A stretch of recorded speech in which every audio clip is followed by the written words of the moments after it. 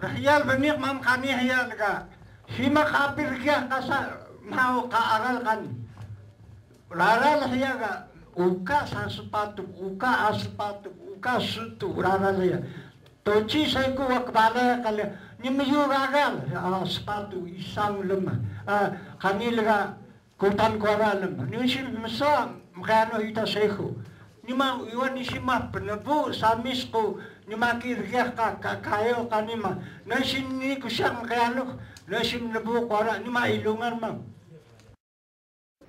Community elders believe that the government deceived them in order to get the needed land to build the reservoir during the 1970s. At that time, the government relocated the Kayu community to its current location, compensating indigenous landowners with land on mountain slopes, not an easy place to grow crops. Our land was either flooded by the reservoir or added to protected forest areas. How much do we have left? Less than 100 hectares. How are we going to survive?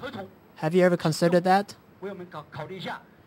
We are applying to reassign the land to the indigenous reservation.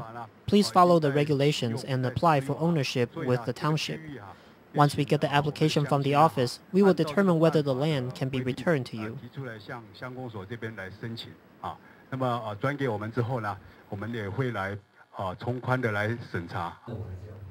Community elders say that is not enough. They are asking for an investigation into the real cause of the flooding caused by Typhoon Morakot.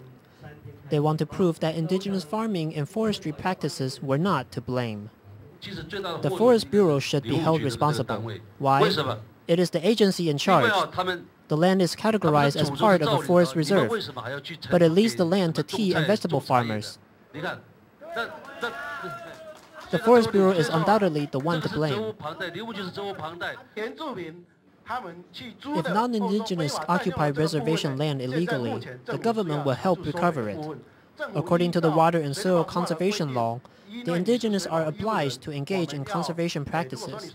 If they do not fulfill the obligation, we can ask them to make improvements. If they refuse, then we can fine them.